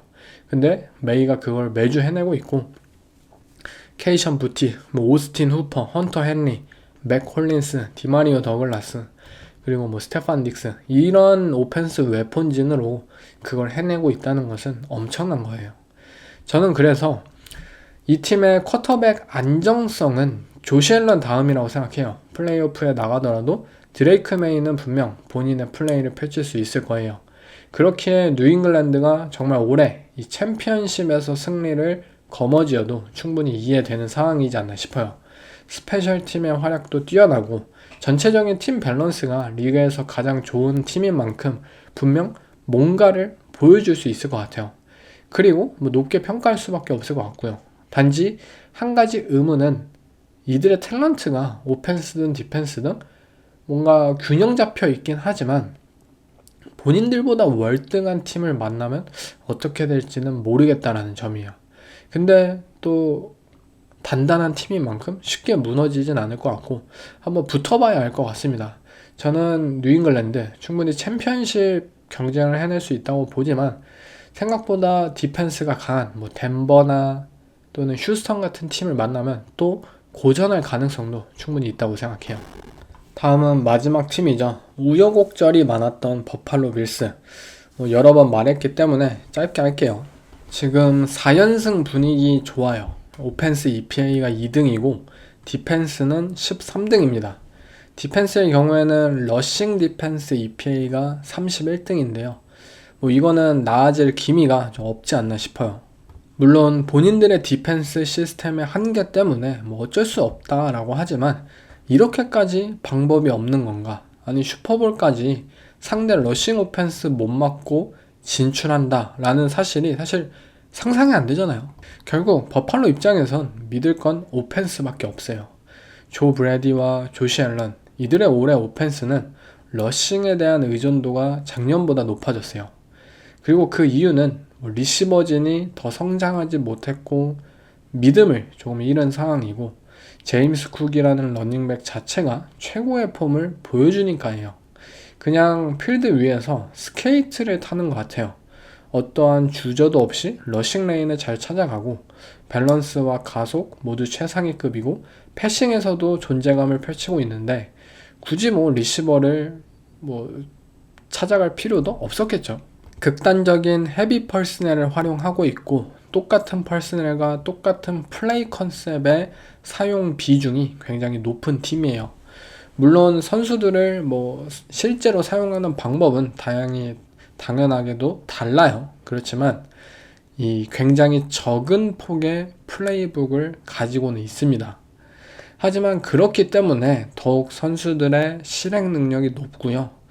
또 한 번 막지 못하면은 디펜스 입장에서 그냥 경기 끝까지 손도 못 대고 밀려버려요. 오펜스의 이러한 구조 때문에 쿼터백인 조시 앨런의 비중이 좀 줄었지만 그만큼 턴오버 발생 비율도 줄고 또 조시 앨런 스스로도 과한 욕심을 버린 채 이 그냥 요구되는 이 팀 플레이를 굉장히 잘 소화하고 있어요. 썰드앤 롱이나 또 다른 하이 레버리지 이 클러치 상황에서 조시 앨런은 때때로 슈퍼맨이 되어주면 되고 실제로 그 역할을 잘 수행해냈기 때문에 올해도 좋은 성적을 거두고 있죠. 어쨌든 패트릭 마홈스나 라마 잭슨, 조 버로우 이 라이벌 선수들과 라이벌 팀이 현재 무너진 상황과 비교하면은 조시 앨런은 디비전 우승은 설사 뉴잉글랜드에게 내주더라도 어쨌든 플레이오프 진출하고 좋은 팀 성적을 기록했고 성공적으로 시즌을 마무리했다고 표현할 수 있겠죠. 그리고 그 이면은 결국 쿼터백에 대한 의존도를 낮추었기 때문에 가능했다는 점. 사실 쿼터백이 장기 계약하고 또 엘리트급 선수들은 점점 팀에서 셀러리 캡을 차지하는 비중이 늘고 쿼터백의 셀러리가 늘면 전체적인 팀 탤런트는 떨어질 수밖에 없어요. 그래서 쿼터백 의존도가 점점 올라가는 게 정상이죠. 이 캔자스 시티처럼. 근데 오히려 빌스는 쿼터백 의존도를 떨어뜨리는 오펜스의 시스템을 구축을 했고 결국 이러한 선택이 오히려 좋은 결과로 이어졌다는 점. 뭔가 시사하는 바가 있을 것 같긴 한데 정확히 뭔지는 제가 짚지를 못해 보겠네요. 아무튼 저는 현재 빌스가 최상위 버전이라고 생각하진 않아요. 리시버진에 대한 부족함이 분명하고요. 이 달튼 킹케이드를 제외하고 다운필드에서 뭔가 해줄 거라고 느껴지는 선수가 없어요. 그리고 디펜스도 엉망이고요. 그렇지만 패트릭 마홈스, 라마 잭슨, 조 버로우 없는 상황에서 플레이오프 무대에서 결국 팀을 캐리할 선수 꼽으라면 슈퍼볼 갈 선수 꼽으라 하면은 조시 앨런밖에 없어요. 정말 올해 각기각색의 팀과 쿼터백들이 새롭게 플레이오프에 등장을 하는데 저는 조시 앨런만큼 믿음이 가는 쿼터백은 없다고 봅니다. 결국 플레이오프는 플레이 하나, 진짜 드라이브 하나의 싸움이잖아요. 거기서 가장 믿음직스러운 쿼터백이 슈퍼볼에 진출할 거라고 생각해요. 그래서 종합적으로 AFC의 현재 파워랭킹 나열하면은 빌스 1등, 뉴잉글랜드 2등, 잭슨빌 3등, 덴버 4등, 5등 텍산스, 6등 LA 차저스, 7등 피츠버그 스틸러스, 8등 볼티모어 레이븐스예요. 제가 올해 AFC는 완전 별로다. NFC 우승팀 시애틀이나 LA 램스가 슈퍼볼 우승할 거다. 그린베이 패커스 마이카 팔슨스 부상 전까지는 할 거다라고 말을 했잖아요. 근데 좀 의견이 달라졌어요. 일단 최근 AFC 팀들이 상승세예요. 버팔로 빌스 지금 4연승이고요. 뉴잉글랜드 11승 1패, 최근 12경기 미쳤고 잭슨빌도 최근 6연승, 휴스턴 텍산스 7연승, 덴버도 지금 13주 동안 한 번 졌어요. 피츠버그 스틸러스도 분위기 좋다고 할 수는 있죠. 그래서 AFC 팀들이 그때처럼 형편없지는 않을 거라고 생각해요. 분명 무언가 브레이크아웃이 된 팀들도 분명히 있을 것이고 본인들의 손으로 직접 플레이오프를 따내고 있고 분위기가 굉장히 좋은 만큼 AFC 팀들도 생각보다 좀 체급이 올라왔다라고 생각이 듭니다.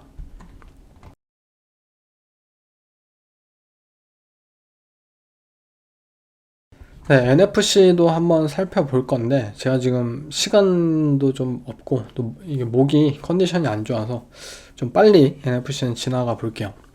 일단 첫 번째 팀은 캐롤라이나 팬더스. 오펜스 EPA가 21등이고 디펜스 EPA가 25등이에요. 사실 디펜스적인 측면에서는 커버 3 스킴이 다예요. 굉장히 단조롭고 거기서 확장되지 못하는 디펜스 스킴을 보여주고 있고, 그 이유는 어쨌든 전체적인 디펜스 탤런트가 분명히 떨어지잖아요.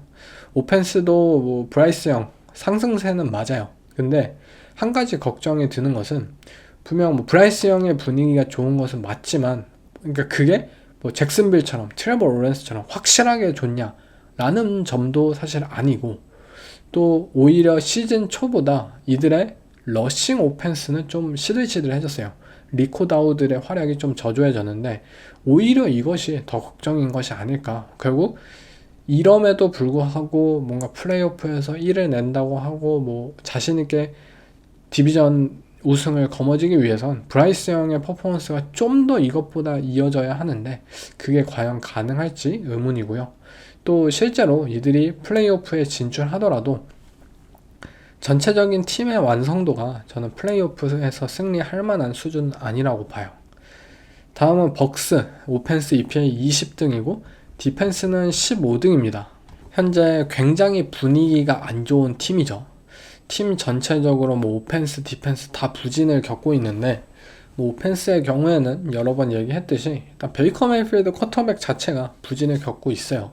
이 선수의 디시전 메이킹이 상당히 좋지 않고 있고요.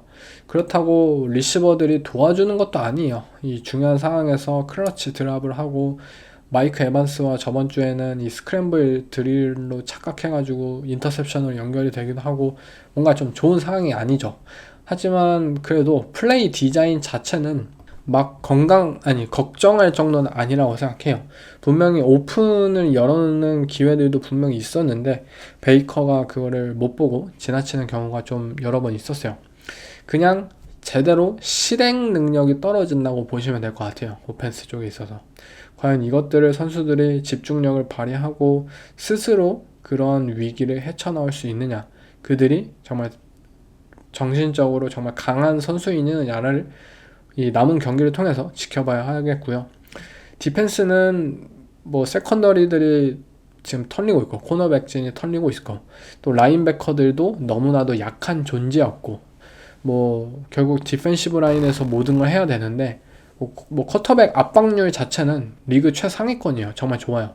근데 아쉬운 점은 결국 압박만 하고 피니쉬를 못해요. 피니쉬 능력들이 좀 부족한 게 가장 큰 문제이고, 결국 디펜스 쪽에서 뭔가 색을 만들고 턴오버를 만들고 해야지 오펜스 쪽도 좀 더 기회를 많이 얻고 이제 경기를 풀어갈 기회를 더 많이 얻게 돼서 하는데, 그게 지금 제대로 되어 주지 못하고 있죠. 저는 감독인 토드 볼스 감독이 올해 이번 시즌을 끝으로 해고되지 않을까, 교체될 가능성이 굉장히 높아 보입니다.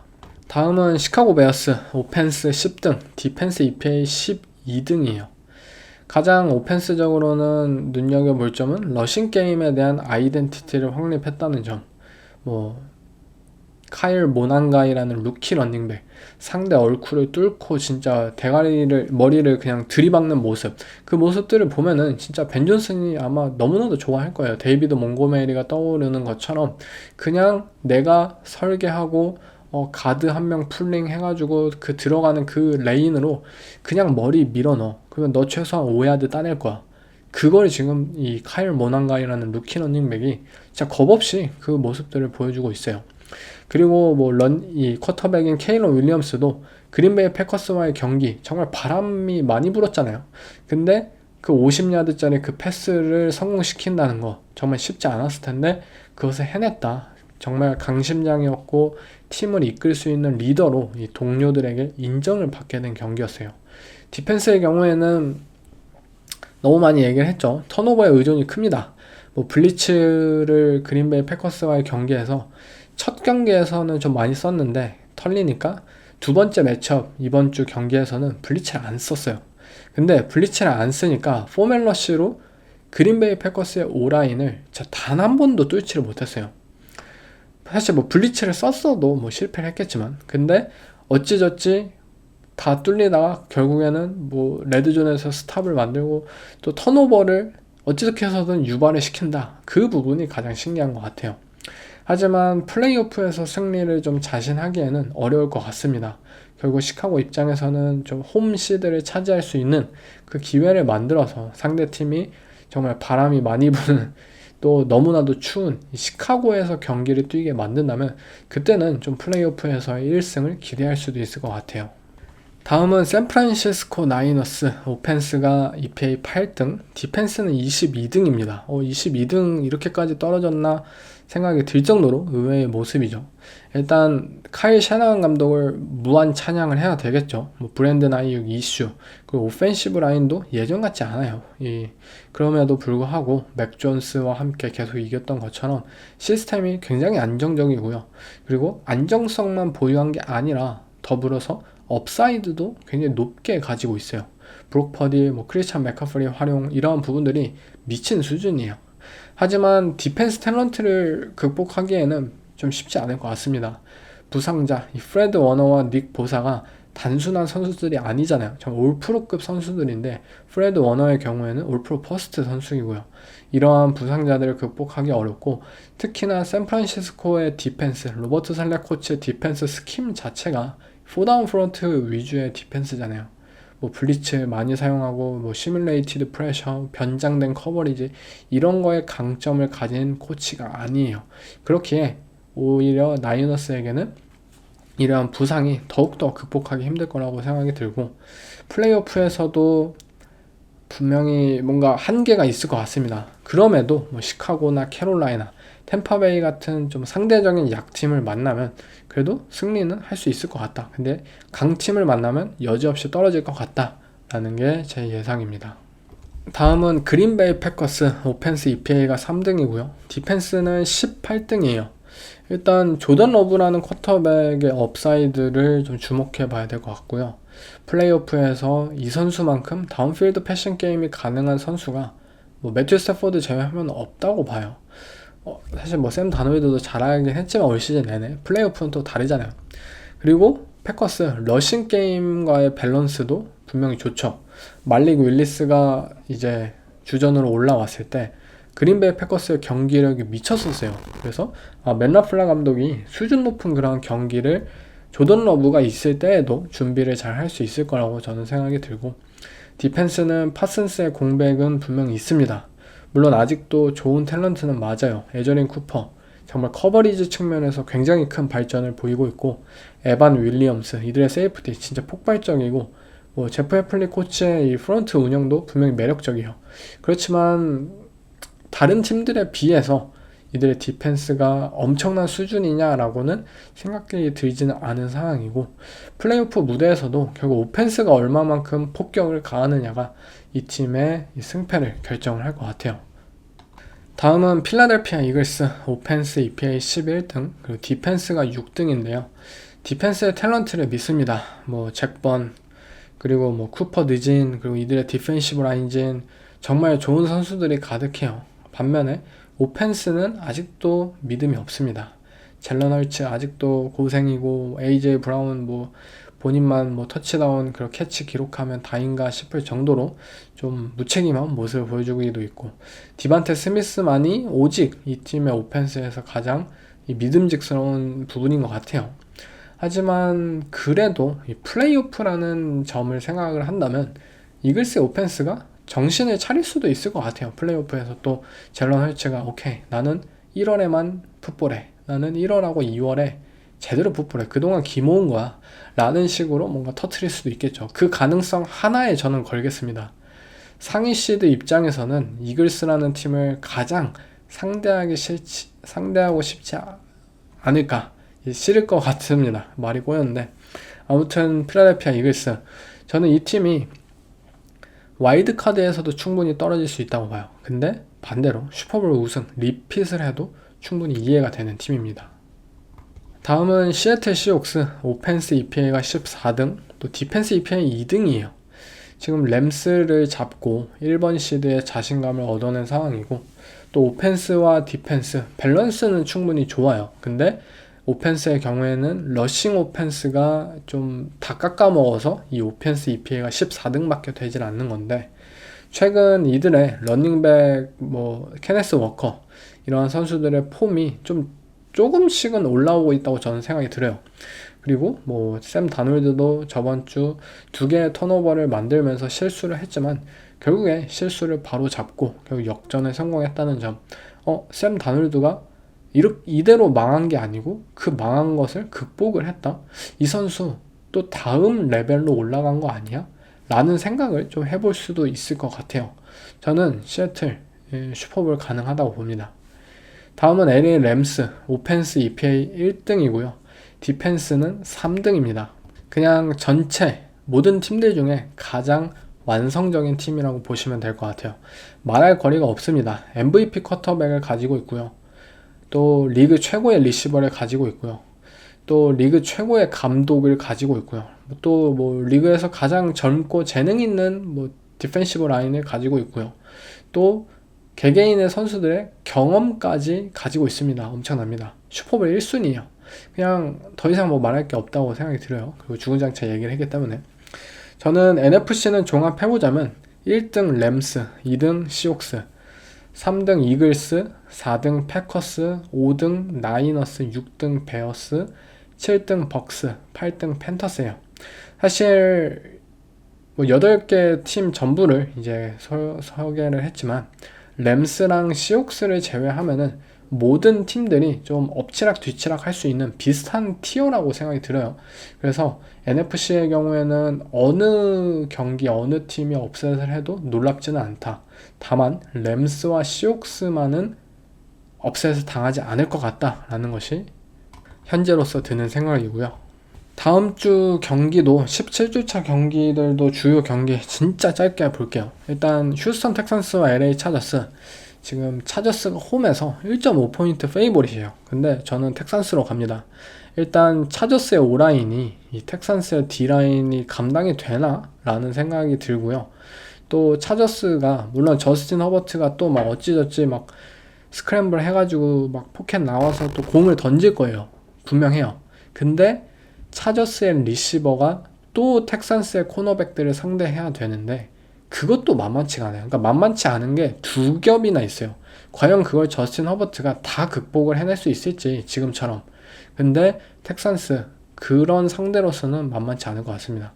디펜스의 힘을 통해서 뭐라도 CJ 스트라우드가 기회를 받고 만들어내지 않을까. 저는 텍산스로 가겠습니다. 다음은 볼티모어 레이븐스와 그린베이 패커스. 패커스가 홈에서 4.5포인트 페이보릿이에요. 조던 러브가 아직 경기에 출전을 할지 좀 확실히 정해지진 않았지만 조던 러브가 뛴다고 생각을 하면은 저는 패커스를 선택할 것 같아요. 일단 이 패커스의 홈 경기이고 레이븐스의 경우도 라마 잭슨이 똑같이 이 부상에 시달린 상황이고 과연 이들이 원정에서 패커스를 상대로 좋은 모습을 보일 수 있을지 상당히 의문이고요. 반면에 패커스는 어쨌든 오펜스의 웨폰진 자체는 살아있는 만큼 맨 라플라 감독이 좀 좋은 게임 플랜을 준비해 올 수 있다면 말릭 윌리스가 나오든 조던 러브가 나오든 본인들만의 방식으로 레이븐스를 상대로 좋은 모습을 선보일 수 있을 거라고 생각이 듭니다. 다음은 시애틀 시옥스와 캐롤라이나 팬터스. 시옥스가 원정인데 7.0포인트 페이보릿이죠. 팬터스가 현재 NFC 사우스 디비전의 지금 선두이긴 한데 이것을 높게 평가하는 도박사가 거의 없다라고 생각이 들 정도로 7.0포인트 페이보릿이에요. 하지만 저는 이 경기가 어쩌면 트랩 게임이 될 수도 있다고 봐요. 물론 가능성이 굉장히 적지만 그 이유는 일단 캐롤라이나 팬터스 이 리코 다우드에 의한 그 정말 어마어마한 러싱 게임, 다시 한번 본인들의 그 러싱 아이덴티티를 시옥스를 상대로 좀 선보일 수 있지 않을까. 그런 기회를, 어쨌든 시옥스도 램스와의 경기에서 설명했듯이 굉장히 이 니켈 패키지와 투 하이 커버리지를 고집하고 생각 외로 쉽게 러싱 야드를 내주잖아요. 결국 중요한 것은 이 레드존에서 터치다운으로 이어가느냐의 싸움인데 물론 팬터스가 부족할 거예요. 그렇지만 반대로 시애틀 시옥스 입장에서도 캐롤라이나의 러싱 디펜스, 이 데릭 브라운이 지키고 있는 이 인테리어를 잘 뚫어내지는 못할 것 같고요. 결국 저조한 이 득점으로 경기가 이어진다면 팬터스의 7.0포인트를 선택하는 것이 더 맞는 판단인 것 같습니다. 다음은 이글스와 빌스의 홈에서 빌스가 1.5포인트 페이보릿인데 저는 빌스로 갑니다. 일단 빌스의 오펜스가 당연하게도 이글스의 오펜스보다 현재 더 믿을 만한 상황이고, 빌스도 디비전 우승까지 굉장히 열심히 해야 되지 않을 이유가 없거든요. 반면에 이글스는 어쨌든 디비전 우승 확정 지었고, 좀 더 물론 본인들이 뭐 플레이오프 무대나 앞으로 경기들에서 좀 감각을 끌어올려야 할 필요성은 있지만, 뭔가 절실함이라는 요소에서 좀 더 빌스가 더 좋은 경기를 펼칠 이유가 있는 것 같고, 아직 젤런 헐츠 이들의 오펜스 믿을 만한 상황인지 모르겠어요. 결국 이번 경기 이글스는 이 약한 빌스의 러싱 디펜스를 상대로 세쿠안 바클리가 뭐 한 150 러싱 야드 그 정도는 기록해야지 확실하게 이 승부를 결정지을 수 있지 않을까. 하지만 과연 이들의 오펜스가 그런 선택을 할지 좀 의문입니다. 다음 마지막 경기는 시카고 베어스와 샌프란시스코 나이너스, 이 썬데이 나잇 풋볼로 결정이 되는데요. 나이너스가 홈에서 3.0포인트 페이보릿입니다. 저는 나이너스로 갑니다. 일단 뭐 브록 퍼디가 턴오버의 비율이 좀 오래 쏟아진 만큼, 시카고 베어스 턴오버의 마스터인 만큼 브록 퍼디가 인터셉션 한 개는 던질 것 같아요. 근데 반대로 또 크리스찬 맥커프리가 날뛴다든지, 또 뭐 브록 퍼디가 저번 주에 5개의 터치다운을 기록했던 것처럼 뭐 한 3-4개의 터치다운을 기록하면서 시카고 베어스의 디펜스를 처단하고, 물론 케일러 윌리엄스도 약간 따라가는 경기 양상을 선보이겠지만 뭔가 막바지 이 뒷심이 오히려 부족한 모습을 보이면서 나이너스가 승리를 차지하지 않을까라고 생각이 듭니다. 네, 이상 2025년 올해 마지막 에피소드를 올리게 되었는데요. 내년에는 뭐 여러분들 모두 뭐 올해 어떤 한 해를 보냈는지 모르겠어요. 정말 뭐 힘들었던 분들도 있을 거고, 또 정말 행복했던 분들도 있을 텐데, 힘들었던 분들은 뭐 올해 액땜했다 치시고 내년에 정말 더 좋은 일들이 많이 일어날 것이라고 믿으시면 될 것 같고요. 또 올해 행복했던 분들은 그 기세를 몰아서 내년에도 행복한 일만 가득하시길 기원하겠습니다. 올해 뭐 제 유튜브 구독하시고 정말 2025년 시즌 같이 달리면서 정말 많이 고생을 하셨고, 저 또한 매주 뭐 여러분들이 조회수 올려주시고 하면서 정말 감사했어요. 그래서 여러분들의 뭐 댓글이나 그런 좋아요, 이런 반응들에 따라서 정말 많은 힘을 얻기도 했었고, 몸이 좋지 않아도 계속해서 녹음을 해야 되겠다라는 의지를 가지게 될 만큼 좀 과분한 사랑을 받은 것 같습니다. 네, 이번 에피소드 2025년 마지막 에피소드는 여기서 마치고요. 2026년 첫 에피소드 다음 주에 다시 돌아오겠습니다. 다음 주에는 제가 시즌 전에 예측한 거 있잖아요. 윈 토탈 시리즈, 아마 다시 들으시면 좋을 것 같아요. 윈 토탈 시리즈를 제가 한번 리뷰를 해보겠습니다. 제가 한 예측을 제가 리뷰를 하는 거예요. 그래서 아무튼 다음 에피소드로 돌아오겠습니다. 감사합니다.